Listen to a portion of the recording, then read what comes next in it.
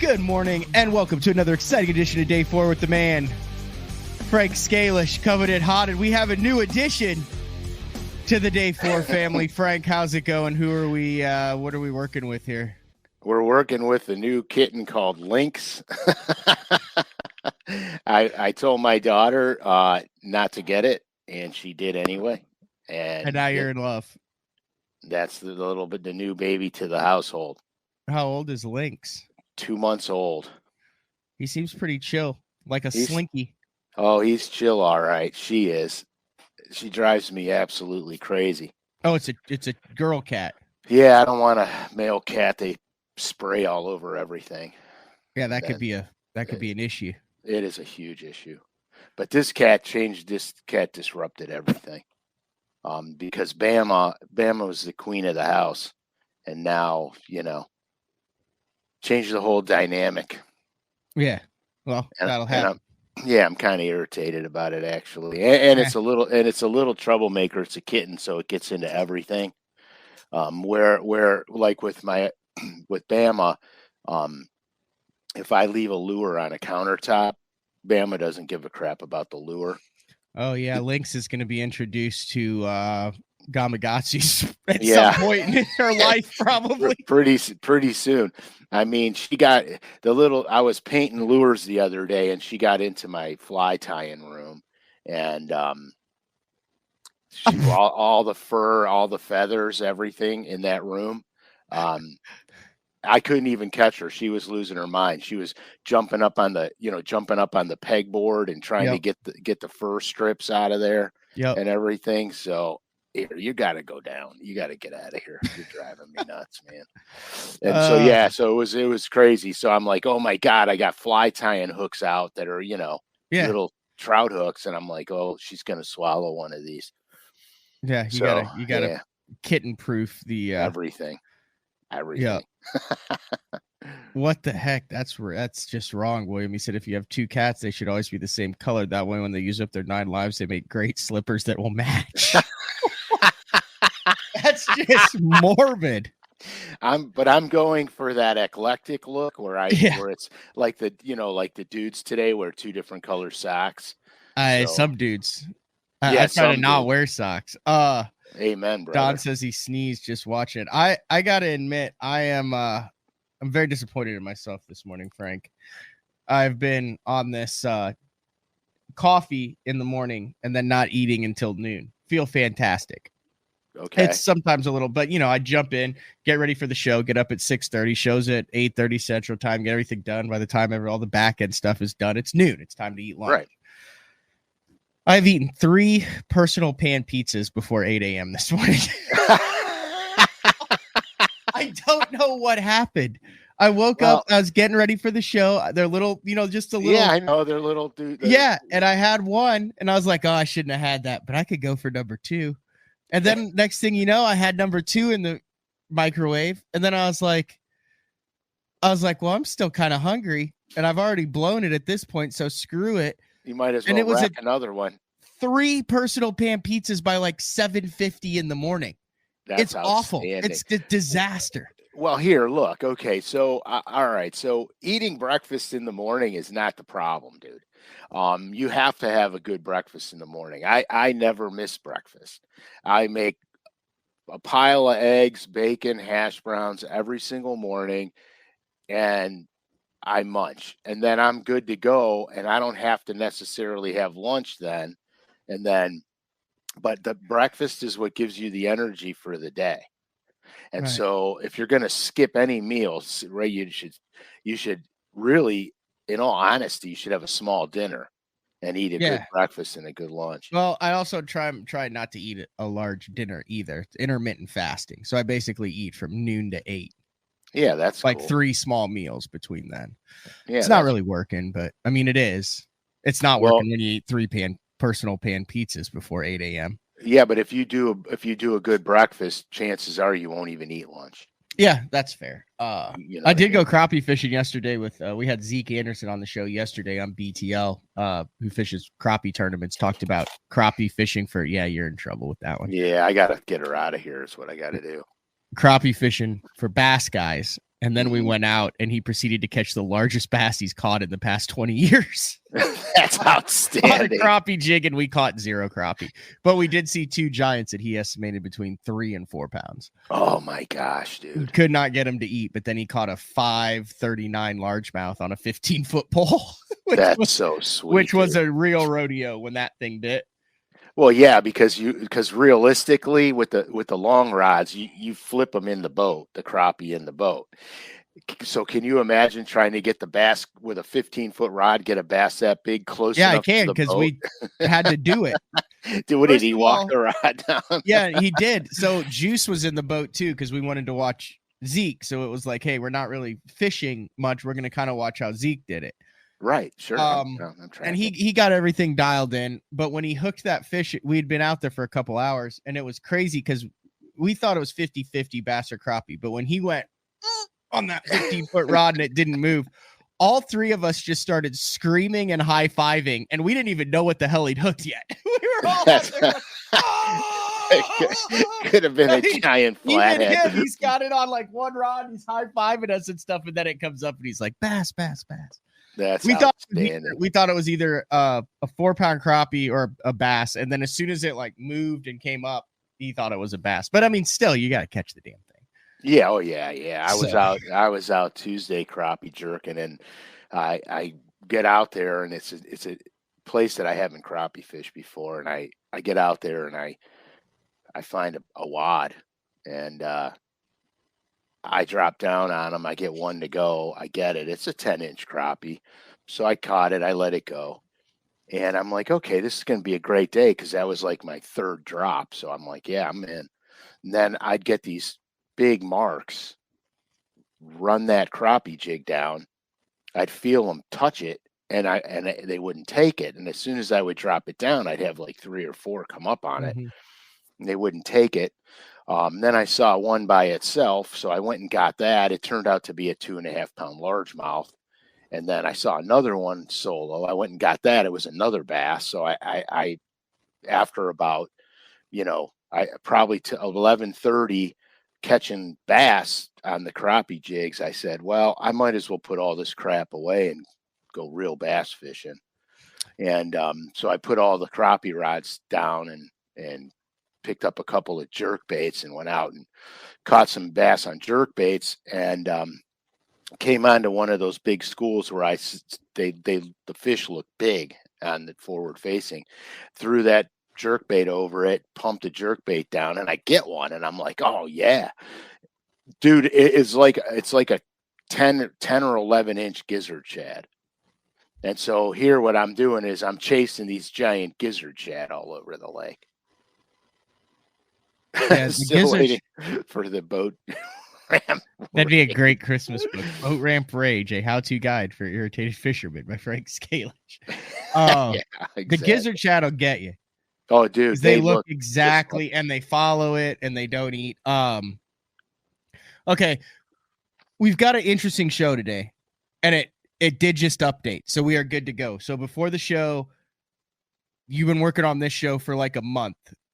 And you've been saying it's coming. Right. And this was supposed to drop at 8:30 a.m. Central Time, or 8 a.m. Central Time on lurenet.com. It just dropped at 8:37 a.m. Central Time on lurenet.com. I think we jump right into this to give our listeners. I mean, this is literally, if you're one of the ones watching, you are the first 100 people to ever see these. Right. So I guess we're just going to go. I'm going to get in it.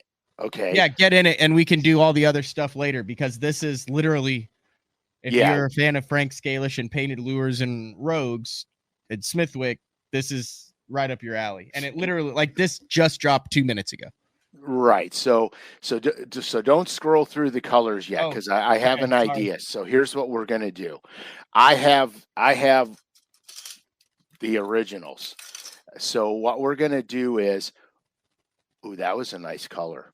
Yeah, we'll have to go through that. There's a bunch of stuff on LureNet, but we're doing the FX colors of the rogues first. Right. We have to focus on this because I've been working on this for a long time. So, I mean, I don't have to get into the Suspending Rattl'n Rogue everybody knows that bait comes into its own in the cold water periods. The Rogue was one of the first suspending jerk baits made to target cold water fish way back in the day. So I don't have to get into the history on the Rogue. Anybody that fishes them, likes them, catches fish on them, knows the history. So the reality of it is, I was working on a color series, and everybody knows back in the day that I worked at my brother's body shop when I quit fishing the tournament trail, and I hooked up with a PPG and a bunch of other paint companies. And so what I always asked them was, I want something new. I want new pearls, new ideas, and I can get them before they were actually on the market. So I got a hold of all this stuff, and I don't get my pearls pre-mixed in a clear base. I get my pearls in powder form, so I can make my own pearls with them. And so I started experimenting with overlaying multiple different pearls on top of each other using the baits are transparent when you get them. But the whole key in a transparent bait is to make it semi-transparent. So every time I layer a pearl color and then layer a different pearl color and another pearl color, it makes the bait less transparent, so semi-transparent. So we go from clear to semi-transparent. So the coolest thing, I remember I always talk about the gut bag on our baits and everything. So when you look at a bait fish, the most solid part of that animal is its stomach area where all the entrails are. As it rolls above the stomach to the shoulder blades, it's less transparent. As it goes back to the tail, it becomes more transparent. So this is what I did with the FX series, only I layered the pearls. And any color that's on the FX series, I also pearled that color. So when you see bait fish in the water, they look very different when you grab a bait fish from in the water and take them out of the water. They look extremely different. Okay. So I wanted to try to imitate what the fish look like in the water, not what they look like out of the water, because out of the water, they look different. So I wanted to mimic what they do in the water. So I started playing with these pearls, and the reality of it is it was a lot of trial and error, because when I painted a bait, I brought it to the lake, I put it underwater, I looked at what it looked like to see what I needed to do different, where I needed to make changes, et cetera, et cetera. So the long and short of it is, I come up with this FX series, and the whole basis of this series is the layering of the pearls. Okay, so here's what it does. If I take and I'll just grab a bait, I'll grab green oil effects, and for the most part, it looks just like it's got like a, and you've seen them in the store with that heat stamp oil finish on them. So here's what I did. Before I put the heat stamp on them, I layered a bunch of pearls. Then I put the heat stamp on it, and then I added more pearls to it. Okay, so this bait reflects all kinds of color in the water. Different hints of different colors: green, blue, purple, yellow, et cetera, et cetera. So when I was explaining this color theory, this is hilarious. Oh, well, so let me get back on track. So what happens is these baits reflect, like in clear water, this bait is almost transparent, except for the gut area and up on the shoulders by the head. And then as it goes back to the bait, it gets a little more transparent. All right. And so by layering the pearls, I'm getting different effects in different watercolors. So this bait looks completely different in clear water than it does in off colored water or dirty water. All right. Okay. All the effects do this. That's why it's called the effects series, because what it looks like in one water condition is not what it looks like in another water condition, which is exactly how real bait fish are. Real bait fish are very chameleon like, and they take on the light refraction of the water around them, so they absorb the colors around them. All right, so that's what these baits are actually doing this. So I have to give a presentation to the powers to be why this effect series needs to take place and what it really does. So this is hilarious. So we have a Chad, my buddy Chad is at the company. He is a fabulous, fantastic fisherman. He can catch him. He can flat out catch them. So I'm going over pretty much more detail on my pearls, which I'm not going to give you the formulas on the show, but more details on what I'm doing and why it's working and blah, blah, blah. And he's, yeah, you know, he's all interested. Yeah. Total non-believer. So he had to go out and do the bite spec report for it, which is going to air today, the bite spec report. So they got all the camera stuff. They went out and he gets in touch with me and he's like, dude, I thought you were lying to me. He goes, I can't believe what those baits look like in clear water and then what they look like in off color water and dirty water. He goes, they don't look the same. I go, I know. I told you that's why they were designed like that. So they're very realistic in the water. Okay. And so then he actually saw it with his own eyes, and now he is like he's a believer. Major believer. And so that's the whole premise behind the FX series, is just that. This is, you're going to see in all the jerk baits, all the crank baits, everything, they always throw pearl on it because pearl is a natural, you know, color of fish. It's natural in their scales. It's what's underneath. It's how you do it that matters. And it took me a while to figure this out. And I got it figured out. And so I'll show you some of the colors here. And this is violet cream. And what this violet cream has, it's an ivory bone back. It's ivory bone, but you can see it's almost like blue and purple pearl on the back of it. So this is like a real ivory bone color. It's beautiful. It's very vibrant. The sides are violet pearl. I have other pearls and metallics underneath the violet. I'm not going to get into the details. And then of course I've got that solid belly on this thing. So I had to make a twin to this for the spotted bass and smallmouth guys, and it's a twin, except this has the chartreuse gut on it, but this chartreuse is pearled. I pearled the living crap out of it. So it's not a bright, vibrant chartreuse. It almost glows. Okay, and so this one is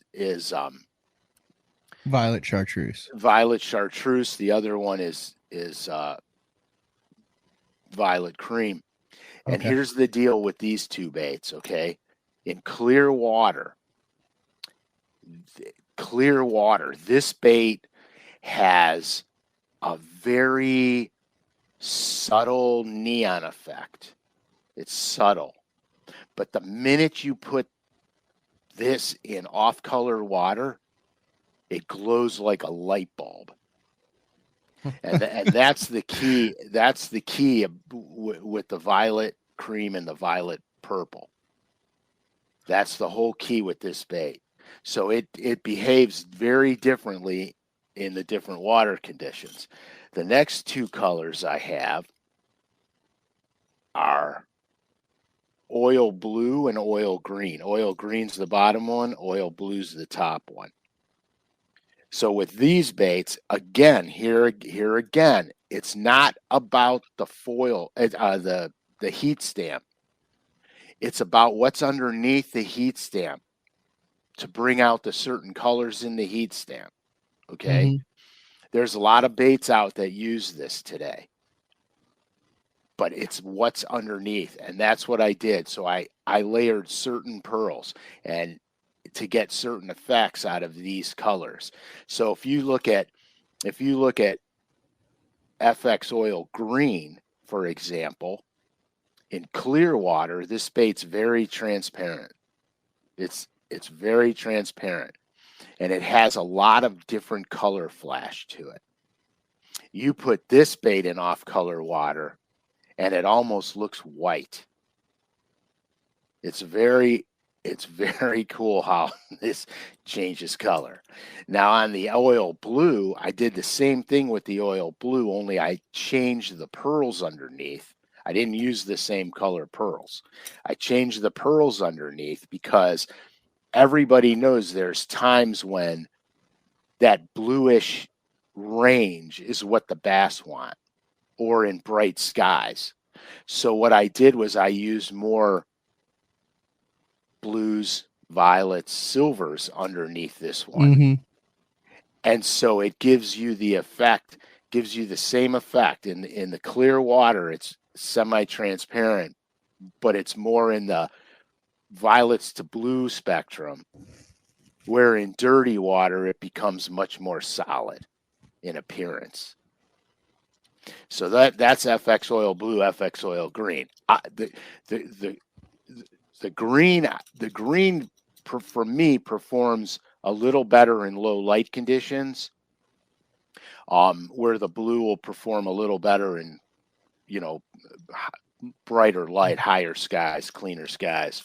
And then I did a color because the one thing I found out about fishing, especially when I fly fish all the time, is sometimes you have to match the hatch. Sometimes that's just the way it is. So with this bait, this is called FX Blue Violet. So basically, it's really a gizzard shad. Same ordeal. We got the heavily pearled belly. I got a light pink pearled chin on it. It's semi-transparent. It's thicker in the head section. It gets more transparent as the bait goes back towards the tail. But here's it's you gotta warn me before you put you stuff can read like you can read Anthony's comment out loud. Yeah, it said, is it wrong that that the colors and names are turning me on? All right, sorry, back to the in-depth sensual description of the new FX series, Suspending, Rattl'n Rogues, a lure net limited run. You guys are killing me. So this thing actually, the back color and the shoulders are what's important, because I have a pearl that changes blue to violet on it. Oh yeah, depending on the way the bait, depending on how the bait hits the light, it turns blue to violet. Which, if anybody's ever seen a gizzard shad in the water, especially cold. Now remember, this is cold water time. Gizzard shad are violet, purple, pearl, cream, white. Gizzard shad change their color in the wintertime, or when they're stressed beyond belief.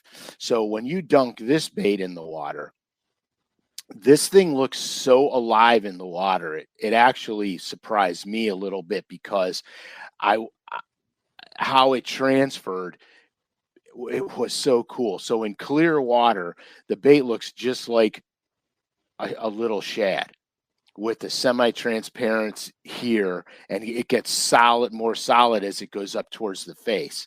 And then this gut bag on this bait is very pronounced in the water, because behind here is almost clear. Behind it is almost clear. I just have hints of two colors of pearl, but I'm not going to say what two. Hints of two colors of pearl on the belly of it. Okay. In off-colored water, this bait looks exactly like how the gizzard shad have that solid appearance. This bait is the match the hatch deal right here. These are sick, dude. Oh yeah, it's I'm not gonna crazy. lie. I know you've been telling me for a long time, like I've been working. Was this the deal that like Yeah. almost a year ago, you were like, "Oh, I finally talked him into letting me do something that I can't talk about." And Yes. then you're like, "I'm working on it." And then you're like, "I think it's gonna happen." And then you're like, "Oh, it's gonna happen, but I can't tell you." And then last week you were like, "Hey, next week we should be able to do the Yes. FX show." But this has been so top secret that you haven't even No. teased any of these with me. This is the first No. time I'm seeing these. Right on, because I had to keep this under my lid. So my last effects color in the Rogue. Now here I want you to understand something. I have other effects colors coming out Really? in crankbaits. I did FX series stuff for Norman. That are not these. They're not exactly these Yeah. colors. There's new stuff. I've been literally killing myself on this stuff. And so because I live on the Great Lakes, Mm-hmm. I needed a color that really played to smallmouth. But not only does it play to smallmouth, it plays to spotted bass, because the water conditions are very similar and the two fish are very similar in behavior. So what I did here was, and basically I call this Northern Lights, and that's not a new name by any stretch of the Mm-hmm. imagination. But what I did was I have 3 different pearls underneath this bait. Before I put one bit of color on it, I layered my pearls.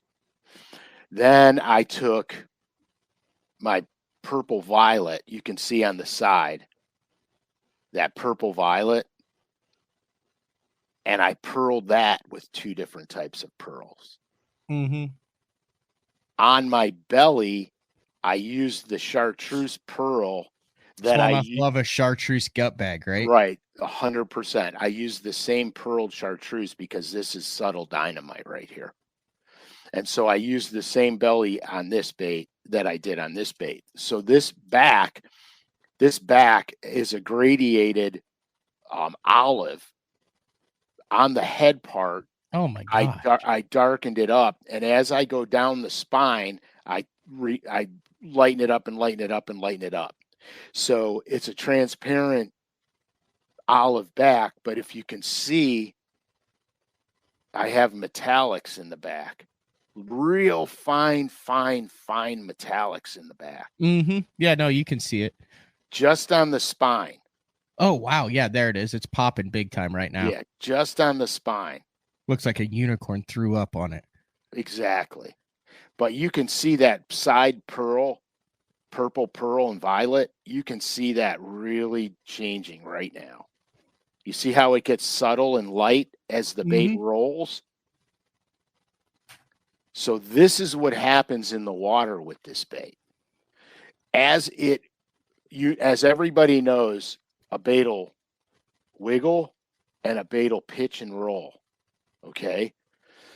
So every time this bait pitches and rolls, you're going to get that hue change on it. You see how subtle that is? How it changes? Yeah, what's the color name on that one again? Northern Lights. Okay. So this bait is specifically designed for the clearer water applications, for smallmouth and spotted bass. This bait looks alive in the water, and it's a mauler. It's an absolute mauler. So I took all this knowledge of these pearls, and I spent time with people at PPG to understand this. And so when I paint my effects series, sometimes I'm using pearls that change color naturally on their own. They go from green to gold, silver to gold, purple to blue, cyan to purple, different colors. Then, because I get all of my powder pearls I can make my own pearls. You follow me? Like I can take a violet and mix it with a lavender or mix it with a red. And so I can do all this. And so this is what I've been experimenting with for so long. And now the FX series is out, it's born, and it's taking pearls and taking the way we look at baits to a whole new level.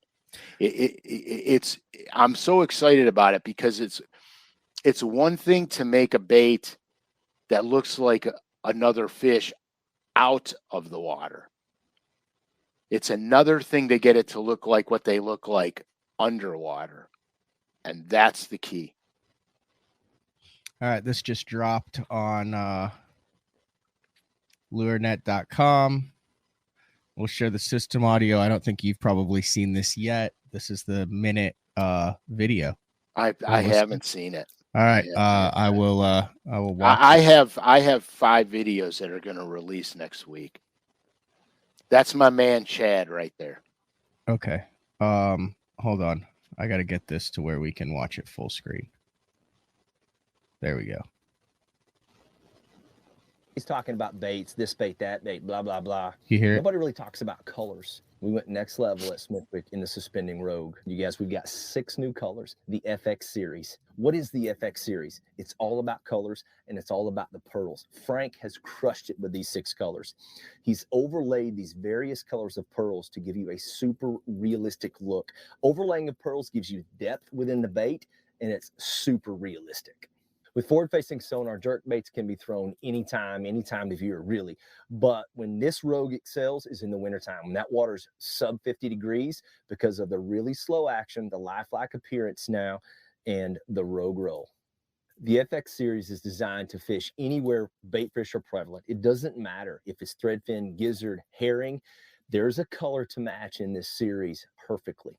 Man, if you guys are in the market for a jerkbait this winter, you've got to check out the Suspending Rogue in the FX series colors.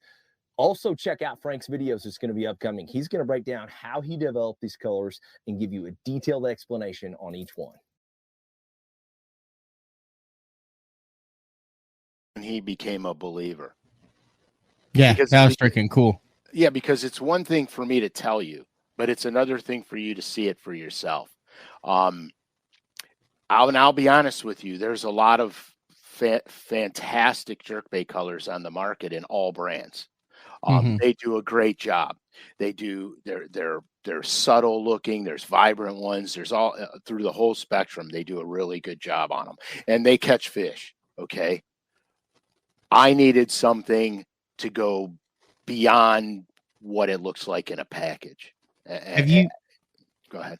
Have you seen what they wrote about you? No, I don't. No, because this is brand new. This is legendary stuff. From the brilliant bass snatching mind of expert angler Frank SCALISH comes the FX series. I'm a bass, and we are sure it will change everything you once knew about the dabs of paint on your fishing lures. How about that? That's fantastic. No, I'm seeing this for the first time right now. No, it's interesting. What I thought you did there was you have 2 oils and you have kind of 2 of the purples. It's almost like you kind of have matching pairs of baits that kind of go with each other. Is that a fair? Yeah, it's very fair. I did that because I needed. Now everybody knows, like, look, a chartreuse belly on the right conditions, the largemouth will absolutely choke on them, no question about it. But I needed to put baits together that appealed to all the species of bass, and so where like the cream ones, where I have just the regular cream, and then the chartreuse. The violet chartreuse, because I wanted baits that, like I'm the kind of guy that'll go, oh yeah, I gotta get this for, my largemouth or my normal bass fishing conditions, but I need this for smallmouth.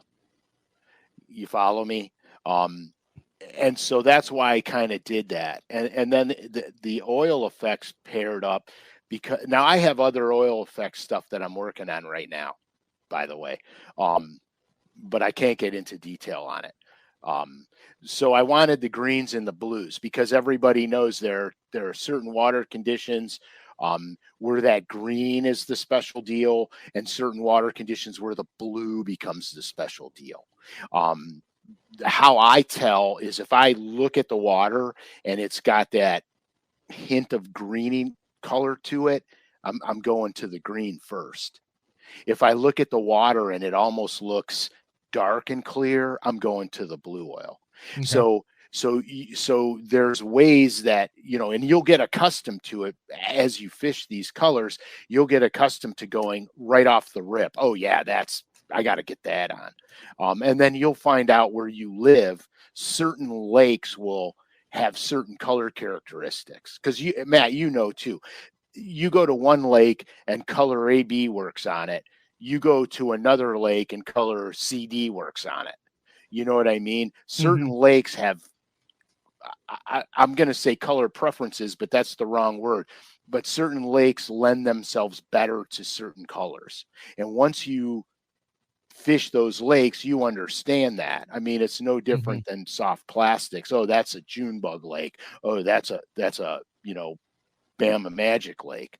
You know what I mean? You kind of know where you're at, and we, let's be honest, okay? We all know our local lakes that we fish around. I can go here where I live, and I know exactly which colors I need to be throwing on each lake. It's because I've been fishing here my whole life, just like you guys, wherever you live. You've been fishing where you live your whole life, so you know what color schemes or color ranges you need for your lake. So that's pretty cool. All right, what I was furiously typing away over here is I wanted to make sure that the capital BTL 23 for 15% off of regularly priced items worked on this FX series, and I just applied it in my cart. It said your coupon was successfully applied, and it takes it down from $8.99 a lure, takes $1.35 off each one. So you're talking about each one of these jerk baits for $9, $8, $7, like $7.60. Yeah, make sure you use that capital BTL 23. You'll go through the first deal where it'll say like where do you live and what all your stuff is, and then when you go to the payment under apply discount code capital BTL 23, and then like shipping on this was $7.99. So if you order if you order one of each, that'd be $6. So it's like $1 each for shipping. So you're at $8 a lure. That's a pretty good deal, Frank. Yeah, it's not bad. And use that discount code also because that helps me. Right. Like, I don't get any money off of it at all. But what I get is, hey, y'all are listening to BTL day 4. You're listening to what Frank's saying. It allows us to bring more hard-hitting content like this. Right. And it keeps the show alive. See, Mark said he didn't use the discount code. Oh, I should have used it. You can always go back and order more. But it works. BTL 23, 15% off. And, right off and the that code's only good till the end of December. Yeah. By the way. And so here, look, so you could get, they got lure pillows out now. So on LureNet. So you could even go and use that for, a Christmas gift, or a man cave thing where they got pillows that look like lures. So there's a lot of stuff going on LureNet right now. There they are right there. Right. So those are actually, throw pillows that look like certain baits. I think Charlie Hartley would get he would just surround himself with the tiny torpedo baby bass pillows. Right? I mean, he's a tiny torpedo freak machine. Do you want to send one of those? Let's send one of those to him for Christmas. Well, now you let the cat out of the bag. Well, he's fishing right now because he's on him. He's been sending me pictures of tournament winnings. No, winnings. All right. Yeah, rocket one out to him. Okay. We're in. We're dialed in. Look, Matt's actually making a purchase live on TV.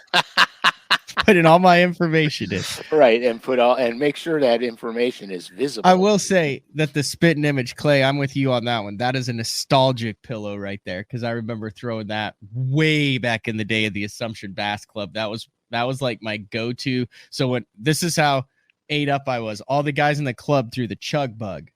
And I Right. thought, ooh, this subtle spit and image might get me a few more bites than the chug bug guys because it's just a little bit. It's a different sound for sure. Mm-hmm. That chug bug was a good gurgling sound to it. So was it hard to get Lurda to let you do this? I know it sounded like you had to do a little convincing, which I'm shocked at. The complication, I got to really think about how I'm going to say this. I'm just saying, I know some of the, I'm not trying to get you in any trouble here. I'm just looking at these going, if you come to me and I'm a tackle manufacturer with this palette of colors, I'm saying, when can you have them done? No, I have carte blanche on making colors. I could do whatever I want to do. Okay. The trick is, so basically they get originals painted from me so they can actually physically see them, study them, and look at them. That's anything that I have in my house that's got a tag on it is going in production. And Matt, you can attest. You were in the basement. You saw them all hanging up on freaking cool.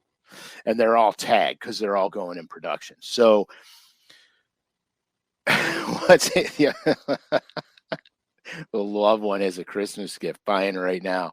Yeah, I'm gonna buy my wife one too, and me one, so I can hit her with it when she snores. But you'll be on Dateline episode with smothered in an FX series spit and image pillow. But yeah, so no, I have pretty much carte blanche. I could design whatever I want, and you'll see later on some of the other colors coming out. I'll have a signature series coming out on the paint shop that are signed and everything. They let me do pretty much whatever I want. The trick is, so they'll get my original, and then they'll get a paint by numbers list from me of how I lay it out, what goes down first, the paint I'm using, the paint code number, the pearl I'm using, pearl code number. If I make the pearl up myself, I give them the numbers of the two pearls I use, the manufacturer of said pearls, et cetera, et cetera. It's a big process, okay? Then it goes to production. We get a bunch of samples in. We go, yes, no, yes, no, yes, no. These three got to go back to the drawing board. These three are good. And then because if they take one of my steps out of order, it changes the bait. Right. 100%. I am by far. Okay. I don't know. Are these like children? Like you can't, I don't know. I'm not a dad. Maybe you can't pick a favorite child, but are these like children where you could pick, where you don't have a favorite one? You love them all equally? Or is there one that you have a soft spot for, like out of these six, just as a whole? Because I'll tell you, for me, the violet chartreuse far and away, like that's the one that's my favorite color out of the FX series. Yeah, I mean, I lean real heavy to this one. The violet chartreuse? Yeah, I lean real heavy. So we're on the same page on that. Right, but I have to be honest with you. I catch a lot of fish on all the colors that I have. And it's like I said earlier, if I'm smallmouth fishing or spotted bass fishing, these are the two I start with. I start out with the violet chartreuse and northern lights, always. All the other colors go into the mix depending on water clarity, what lake I'm on, et cetera, et cetera. But I am dialed into that. So I don't have a lot of experimentation, but I will say this: Frankie and I last winter were on a lake, and he was catching. I was throwing the perfect 10, and he was throwing a different brand lure. And he doesn't want me to mention the lure, so I'm not going to. Otherwise, I would tell you, but it's not a big deal. And he was catching fish on that, and I was catching them on the perfect 10. So I looked at the color lure he was throwing, and I said, I'm going to have to mold this perfect 10 color and that together and create something in the middle. I know And- exactly what you're talking about, and you did it. And I did it, and then I went out with my cameraman to film, and we slaughtered them. Like, it was ludicrous. And here's the reason. Because that day I caught as many as Frankie caught. Mm-hmm. We were going pretty much 1 for 1. When I made the color and then went back there with the color that I made, they were, you'd pump the rogue down there and shake the rod tip a little bit, and they were knocking the slack out of the line. For whatever the reason, the meld of those two colors was dynamic to the fish. So this is what I do. This is the whole premise of why I need to be on the water a lot, because that's where I go, oh, if I add this or subtract that, am I going to get a more aggressive bite, or is this going to appeal to them when they become a little more lethargic and don't want to chase? So that's what I do. That's how I develop my colors. It's really wild because I do make some colors that just don't work, and I throw them in the garbage. I'm like, this ain't catching them. This isn't doing what I want it to do. And I come back and I put a big X on the page, my color formula page, and in the garbage it goes. Or I might come back and go, I need to eliminate this pearl. I need to add this color pearl. Mm-hmm. And then I'll do it. And so it's a process. It's not, in the beginning, I felt like some of the companies that I'm designing colors for, I felt like they just thought I go downstairs and say, today we're going to make up a color, and here's great. one, here's another one. You know what I mean? But it's not. Yeah. I do a lot of R&D on this stuff, and if I put it out there, it's going to catch fish. Like I did a color that almost didn't go to light. It's called Electric Shad, and it's in the Bomber Fat Free series. Okay. I did this color because I had a theory on when I would see stressed bait fish, they would get all stressed out. They change their color hue a little bit on their bellies, and they would get a pinkish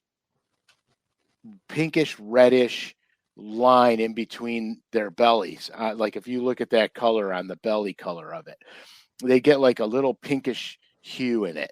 And so I wanted to create something like that. And then as I rolled that color over into the shoulders, I put a very pale chartreuse underneath the shoulders, and then olive, a transparent pearled olive back on it, because that really looked like a threadfin shad. And then it really looked stressed out in the water. So I wound up, that color almost got thrown in the garbage, and I begged for it. And then I wound up going out with my cameraman. We were doing it was summertime, and we were offshore cranking, and I was catching them on citrus, and catching them pretty good, to be honest with you. I mean, I was happy with it. Like if I was in a tournament, I would have stayed on the citrus like a madman, because I was catching pretty decent fish on it. So I had that on another rod, and I said, well, let me see what we got going with, with Electric Shad. And I fired the Electric Shad out, and the bait was never on their face. The bait was down their throat, and I started catching a lot of 5-pounders on it. Where with citrus, I caught 5-pounders, but I also caught 3s, and I also caught heavy 2s. But when I put that bait down there, for some reason, they were choking on this thing. And I upped my size class, and we caught my cameraman Joe will attest to this. We caught several limits over 20 pounds that day, and it was a freak show. And so that color, in my opinion, that color should not be overlooked by anyone, because that's a really good crankbait color. It's got the right characteristics to it. Now here, remember this. I was also catching them on citrus. That color did better than citrus fishing them side by side, because when we got done filming, Joe was throwing the citrus and I was throwing that color. And it was happening. I'm just saying, it was happening. So don't be fooled if you're catching something with a hot shad pattern like citrus to throw that electric shad, because there's something about it that, you know, really is appealing. But yeah, I mean, that's, you know, that's the color game. That is the color game. Is it true that when you went to LureNet with your first run of color options for the FX series, this is what they turned you down on? Wonder Bread, the all fabulous walleye lure. If you guys are ever feeling down, let me say this to the listeners. Sometimes we've talked about it. You get the winter doldrums. Go into the Bomber Long A colors on lurenet.com, and your day will just immediately be brightened. There's just all sorts of wonderful options in here that just make you smile. 100%. I mean, those are the walleye guys, dude. If you go to the Bandit Walleye Deeps, you'll see even more wild colors. That's good stuff. Yeah, it's crazy, man. Congratulations. Like, this is a congratulations. Listen, I know this is a show that is sponsored by LureNet. I know that we're saying, hey, go to LureNet and buy this stuff. But behind it, there's a lot of pride and hard work and 30 plus years of experience that went into it. And I think part of the cool thing is to be able to watch and know you and get a feel for what you're like, and how when you see something on a website that comes out, you can put a name and a face and a person and a story behind that product and know, hey, this is a company that is working, like, this is how this came about. And I think that's a really cool element that working with LureNet and Pradco and the brands has allowed a lot of people to see on day 4 with Frank Scalish, is how the industry works when it works right with someone who has a lot of experience bringing baits to market that you can buy, open up the package, go to your lake and catch fish on. And that's what I think is the cool thing about being a part of this. Yeah, and it's really exciting for me, because I was never the best fisherman on the planet. I had to work harder than everybody else to get where I got in the industry. So I was a crazy sick student of the game.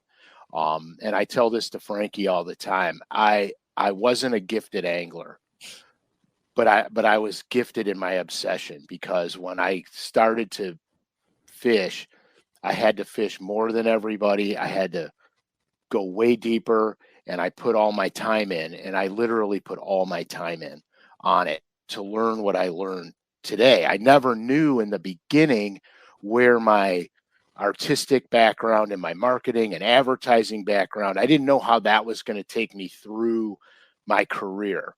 But my marketing background helped me get sponsors, because the sponsor game is all about marketing. It's not about fishing. It's all about marketing. My fishing ability helped give me credibility to get the sponsors, et cetera, et cetera. And the one thing I said in this, as I was going through my fishing career, whenever I was with an in-industry sponsor and they asked me what I wanted to get out of it, aside from the money and the sponsorship, I said I wanted to be part of this industry. I want to be involved in this industry. When I'm done fishing tournaments, I want to make a difference in this fishing industry. And that's how I turned this thing into a career. Last year's Classic, I'm not changing the subject. Last year's Classic, when Matt and I were signing stuff, and I brought a bunch of the, BTL illustrations and signed them, and we gave them away. I had a spray out card. Yeah, that was cool. I had a spray out card, and a spray out card, for those who don't know what it is when I am making a color, I will have a spray out card to test what that color looks like. Now, a color over a white background will look different than the same color over a gray background. That'll look different over a black background. So I test all this stuff out before I start laying it down, because I got to know which colors got to go on top of which colors. A gentleman got a spray out card from me, and I told him it was going to be on a Rogue. Now, this was last year's classic, so this is going to tell you how long ago. The spray out card you got is Northern Lights. So if you wanted to get the bait to go with your spray out card, this is the bait. The guy's going to know exactly who he is, because we talked about it at the class. And the spray out card looks like Northern Lights. Yeah, it's got all these colors on it and all my samples on that spray out card. Are you going to have any more spray out cards at this year's classic? I don't believe I will. Okay. I don't believe I will, because I did some other experimentation. There's just one. There's one spray out card for each color, right? No, sometimes I'll just start using sections of a piece of paper so I don't waste it. But he got the one spray out card where I was working on this color. Yeah, so that hopefully is in a frame somewhere. You can put that bait in there with it, and that would be a cool little man cave deal along with the pillow. Right, Northern Lights. So anyhow, so I just wanted to tell him that, because I promised him I would tell him that, and I have no contact information. Speaking of contact information, I'm going to get animated here.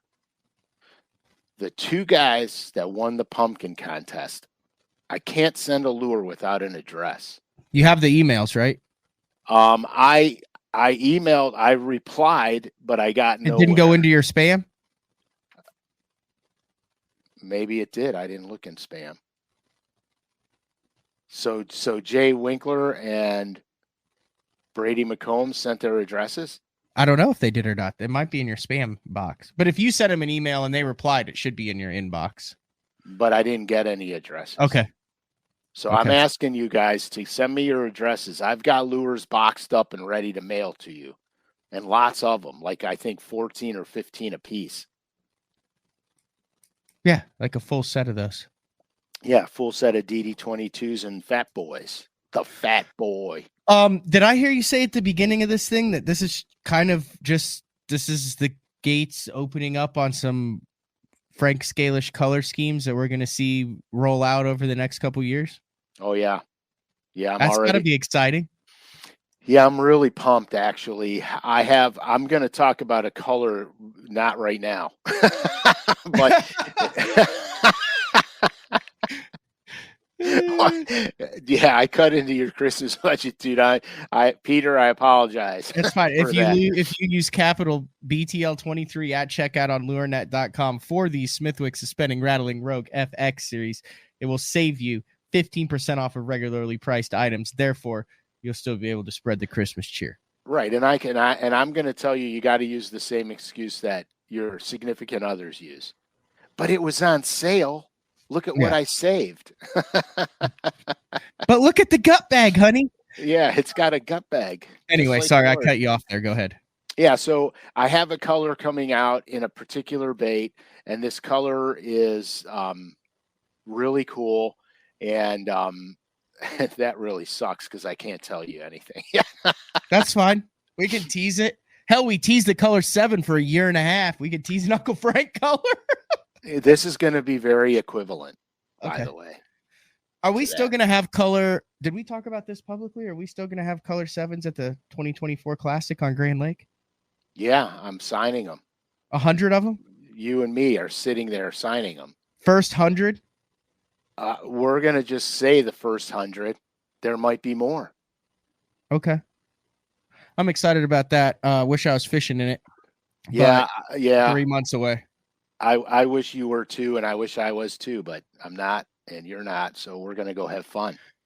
All right. Something else caught my eye when I was looking at it. Do you have anything? I've never seen this before.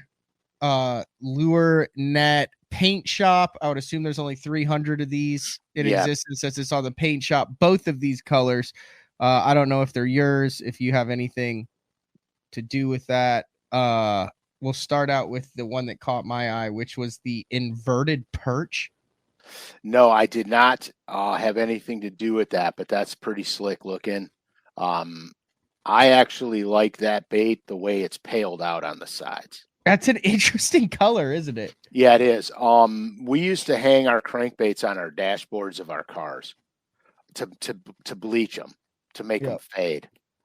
And that looks faded to me. That's pretty sweet. And then the other one is the Fat Boy in Pretty Boy. Pretty Boy. Yeah, no, I didn't do that color. I'm gonna give my hats off to. That's a beautiful color. Yeah, I'm gonna give my hats off to the gal or guy at the shop that painted that. Do they have any other like kind of independent mad geniuses such as yourself that paint these lures, or is it, you know what I mean? Like, are there any other like Frank SCALISH type guys creeping around? Yeah, I think anybody that can put color on a bait and make it look like something is a mad genius. Okay. I have to give them credit. Because sometimes they really hit one out of the park. Hey, here's a question. Why don't you see many like bull bluegill, bold bluegill type colors like this in like a Rogue? Well, that's a pretty good question. Most of the bass that you're chasing with the Rogue are running suspended pelagics. I found. Not saying that in a lake that doesn't have any, shad or pelagics, the bluegill pattern would absolutely work. There's no reason it wouldn't. Mm-hmm. Well, that's handy. Trevor won the gift cards for LureNet at the Bass Fishing Hall of Fame auction, and now he's got some ammo. Ooh, he's got a couple bandoleros ready to throw at the ready to throw at the order form.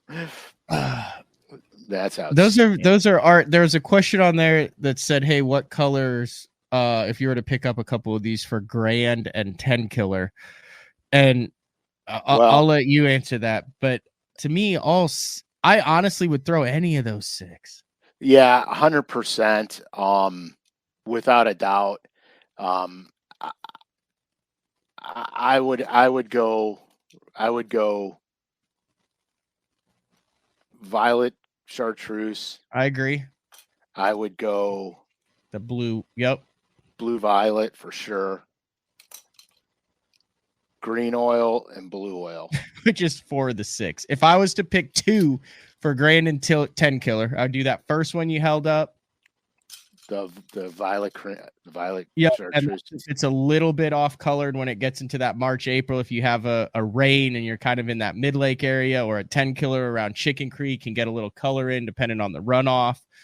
There's also smallmouth and spots and largemouth and 10 killer. So you got to go with one of the chartreuse, and then something with a bluish hue is always good at Grand. Horse Creek down, that color right there, that oil blue. Yeah. The oil blue, if I was to pick 2 colors for Grand and 10 killer from now until May, those are the 2 colors I would personally go with. Now, I am not Jason Christie. I am not Mike McClellan, but those are the 2, that I would probably have tied on. Does that sound fair?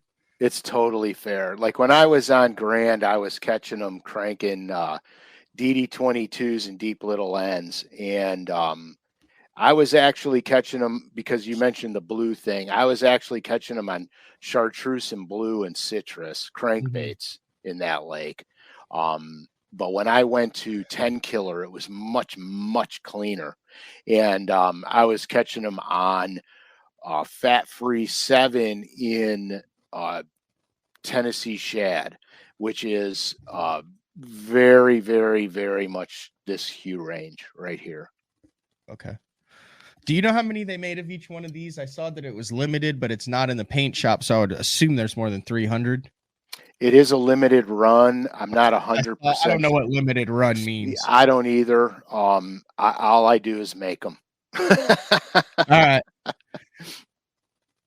but But it this is one's not on is, us if they run out. Yeah, That's a email to LureNet. Hey, we need more of these. Not to Uncle Frank or me, like with the number 7.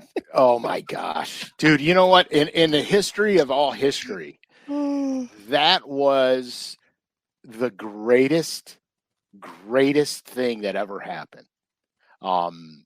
Because and it wasn't great for the guys that didn't get the baits. And that's why we tried to make it right by rushing another 1,500 more through, which then ticked off some of the guys that got the original 300. I get that, but guys, it's a lure that's got kind of part of history in the Day 4 brand. We thought as many people that wanted one should be able to get one. And it's not like we didn't, there was zero jack up of the price. It was still a bait that was under $10 to get. Oh, yeah. It wasn't like a money grab. It was literally getting it in the hands of the people that wanted to have that. 100%. And the cool thing about that color is that thing actually catches them. Yeah. No, I get a bunch of people that are like, hey, caught him on number 7. Oh yeah, that actually catches them. I'm actually oh man, I can't let the cat out of the bag. I want that in a jerkbait. Ooh, you just let the cat out of the bag. I did. I screwed up in a big way. Oh, because would it have the 7 on the throat underneath it too? Everything. Same. Ooh, that would be oh my gosh, that would be a Texoma killer. Texoma, a little bit of orange on it, the purple on the back, the pearls on the belly, the throats. Ooh. Yeah, dude, you don't think that would crush the smallmouth? Is that in the works yet?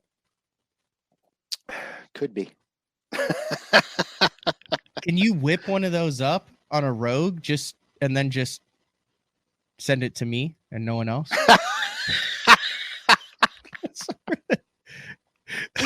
Oh, we're gonna have to talk after the show, Matt. I'm just saying. Look, color 7. We do all the shows there. It goes right there. That's the production run. It goes right there. And then there's the eighth one that was ever painted. And that goes right there. Yeah, that one should have that one should be signed on the belly. And by me and dated, I think. I already wrote on the back of it. It says number 8 FAS the deal, so it's already signed. Yeah, good. Yeah.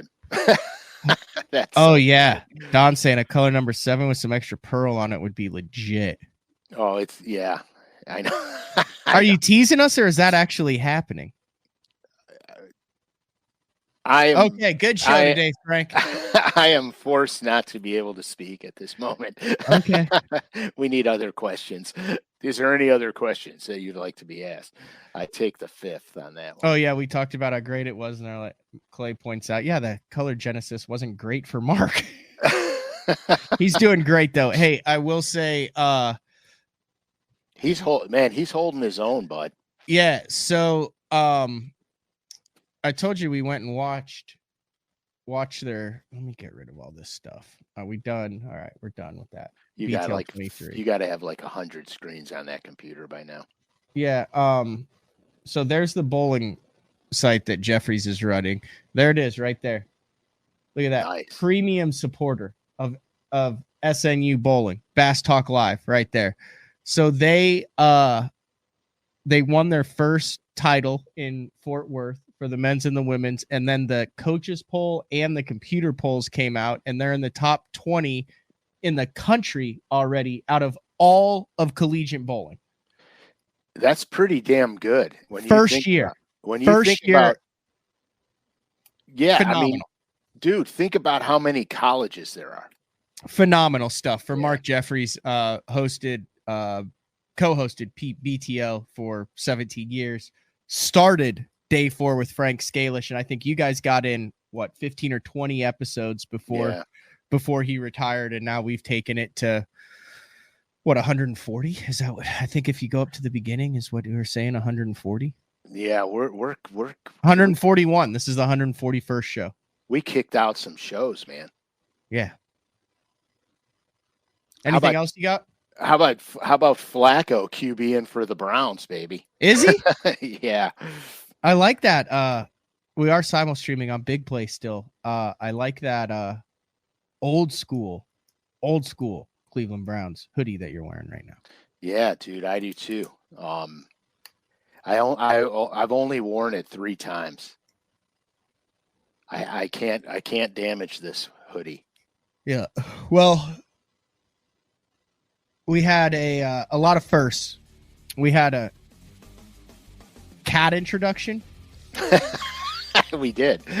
Lynx, the new addition to the SCALISH household, and the FX series of Rattl'n suspending rogues. There's not much more you can ask for in an hour and 10 minutes. And pillows. We did a little pillow talk. All right, this has been another edition of Day 4 with the man Frank SCALISH. Hey, I will be in Mexico next week chasing giant El Salto largemouth. But that doesn't mean that there will not be a Day 4. It'll just be recorded Day 4, and we're going to record it right after this show, but it won't air until next Thursday. So same place, same time. We'll see you next week. Congrats, Frank. Thank you, guys.